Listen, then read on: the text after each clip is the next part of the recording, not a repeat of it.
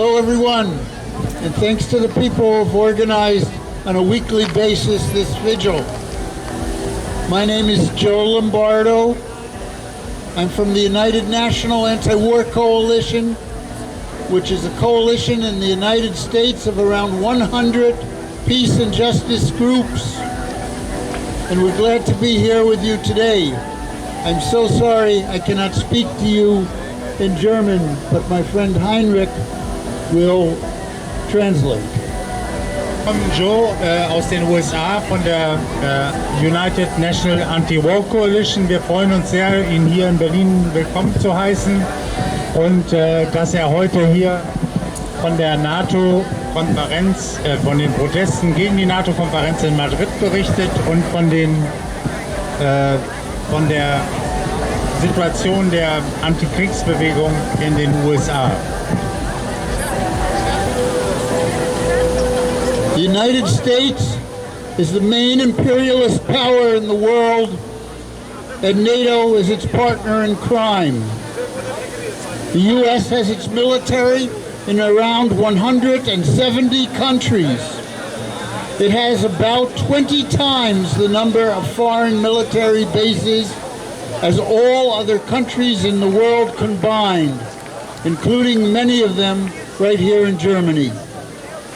And it has a military budget close to that of the rest of the world combined. The United States dominates the world politically, economically, and militarily. Any country that does not go along with its demands becomes a target of its propaganda, its military, its sanctions, and its many regime change organizations like the National Endowment for Democracy, USAID, and others. It has created numerous coups, military actions, and wars to further its goals. Die Vereinigten Staaten von Amerika sind die wichtigste imperialistische Macht der Welt.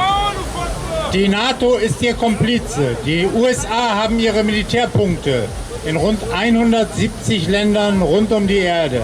Etwa 20 Mal so viele ausländische Militärstützpunkte wie alle anderen Länder zusammen, einschließlich vieler in Deutschland. Und es hat ein Militärbudget, das dem der übrigen Welt zusammengenommen sehr nahe kommt.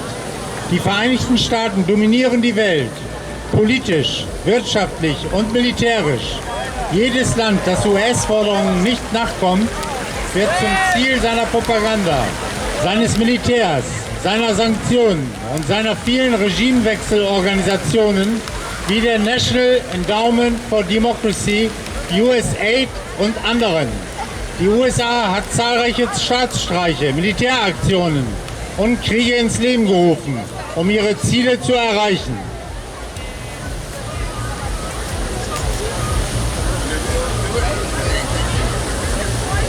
The war in Ukraine is part of this plan as it relates to Russia. The U.S. would like to see Russia become a country that will follow its dictates and eventually be used to help surround China, which is currently challenging U.S. hegemony and is therefore the main enemy of the U.S. today.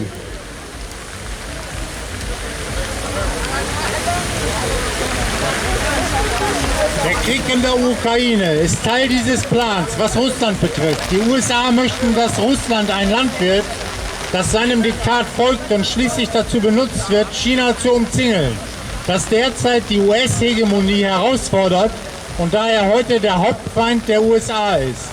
Wie wir auf der kürzlich abgeschlossenen NATO-Konferenz in Madrid gesehen haben, hat die NATO beschlossen, ihre Reichweite aggressiv auszudehnen und auf alle Gebiete auf der ganzen Welt, wobei der Schwerpunkt hauptsächlich auf Russland und China liegt.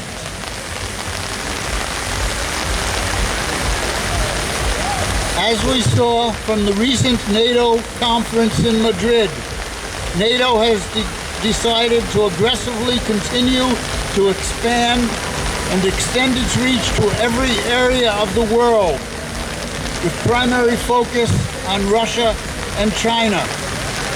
This increased scope and aggression comes after its defeat in Afghanistan against one of the poorest countries in the world,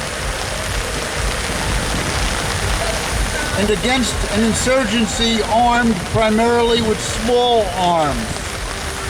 But it took them only a few months after that defeat to start their proxy war against Russia in Ukraine. Russia is not a poor country with small arms. Russia is a major military power with nuclear arms. This war puts the entire world in danger.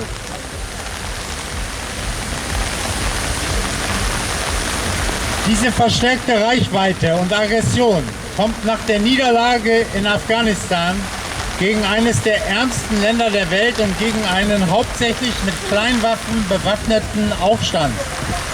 Aber es dauerte nur wenige Monate nach dieser Niederlage, bis sie ihren Stellvertreterkrieg gegen Russland in der Ukraine begannen. Russland ist kein armes Land mit Kleinwaffen, sondern eine große Militärmacht mit Atomwaffen. Dieser Krieg bringt die ganze Welt in Gefahr.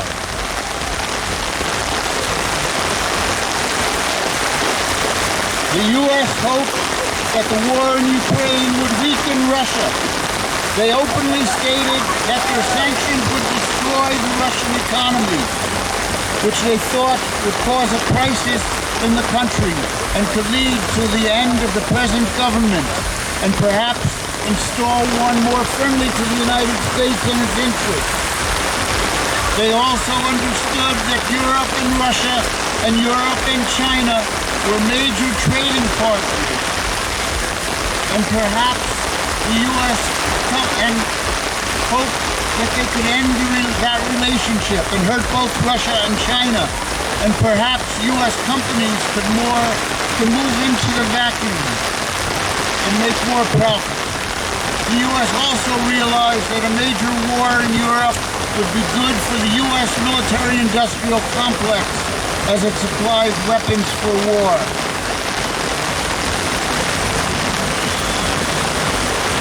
Die USA hofften, dass der Krieg in der Ukraine Russland schwächen würde. Sie erklärten offen, dass ihre Sanktionen die russische Wirtschaft zerstören würden, was ihrer Meinung nach eine Krise im Land verursachen und zum Ende der gegenwärtigen russischen Regierung führen könnte und vielleicht eine den USA und ihren Interessen freundlichere Regierung an die Macht bringen könnte.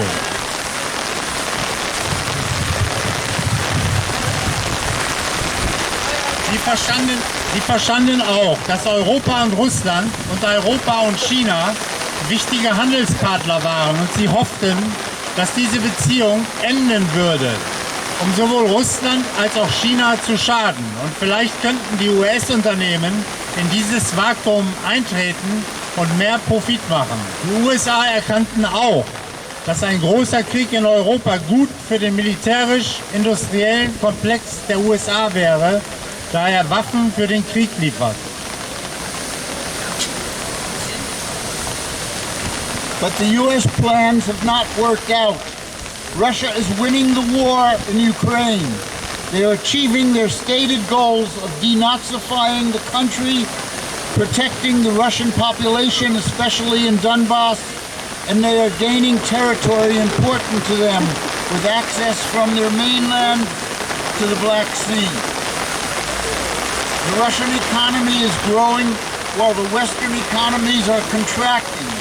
At the same time, all the Western economies are experiencing high inflation, even as they experience slow growth. Europe will likely go into a major decline without the energy and other resources from Russia.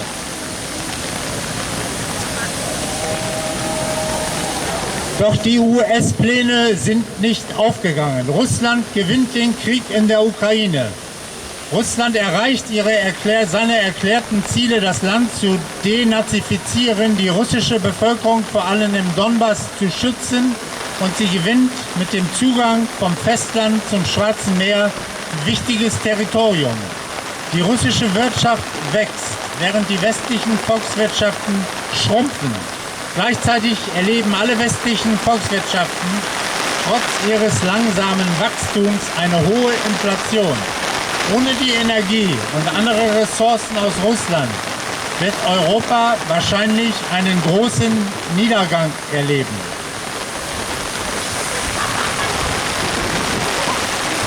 I just returned from Madrid, where I joined in the protests against the NATO-Summit.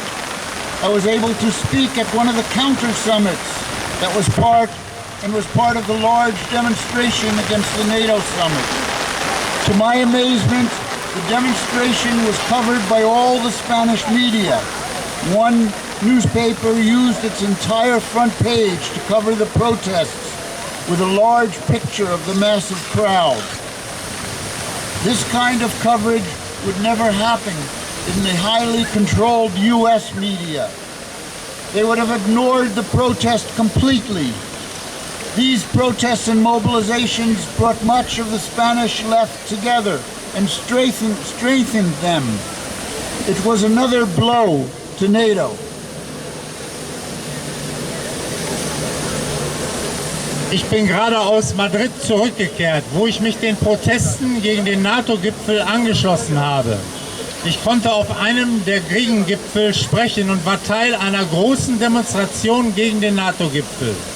Zu meinem Erstaunen wurde über die Demonstration in allen spanischen Medien berichtet.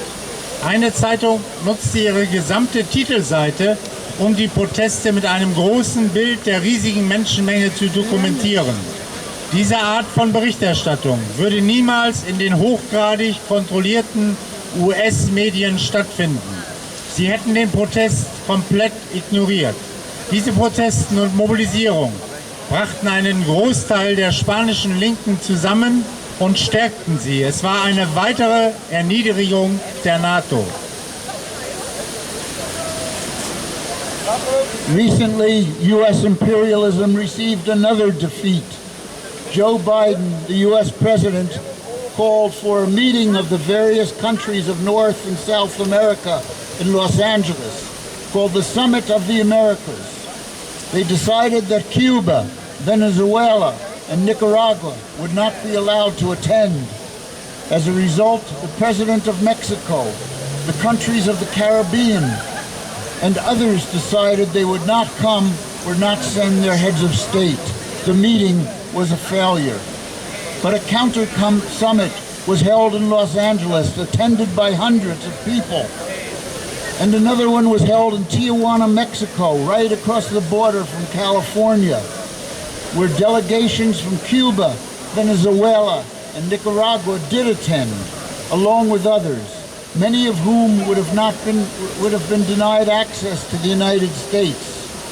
Soon after, we saw the electoral defeat of the right-wing pro-US government in Colombia, and it looks like the same will happen with the right-wing government in Brazil. The progressive movement is on the rise in Latin America, and US imperialism is losing its grip on the area that they have always considered their own backyard. Kürzlich hat der US-Imperialismus eine weitere Niederlage erlitten. Joe Biden, der US-Präsident, rief zu einem Treffen der verschiedenen Länder Nord- und Südamerikas in Los Angeles auf, das als sogenannter Summit of the Americans bezeichnet wird. Sie entschieden, dass Kuba, Venezuela und Nicaragua nicht teilnehmen durften. Infolgedessen entschieden der Präsident von Mexiko, die Länder der Karibik und andere, dass sie nicht kommen würden oder ihre Staatsoberhäupter nicht entsenden würden.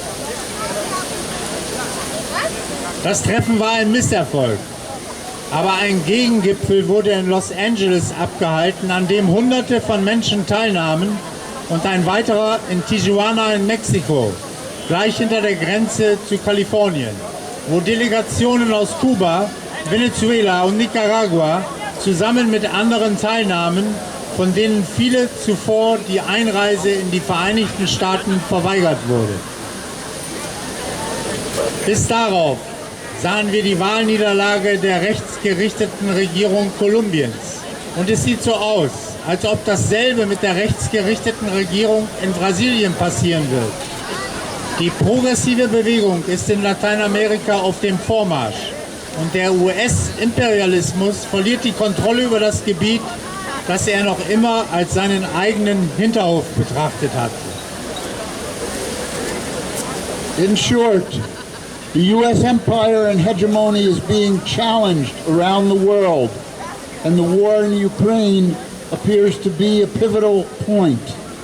Every anti-imperialist, every socialist, every peace activist should take heart from this. A new world is in the making. It may come with some pain, but if we want to be able to deal with climate change, militarism, white supremacy, and the other evils that affect our world, we should embrace it. I'd like to just say how great, despite the rain, it is to give this speech in front of the U.S. Embassy here in Berlin.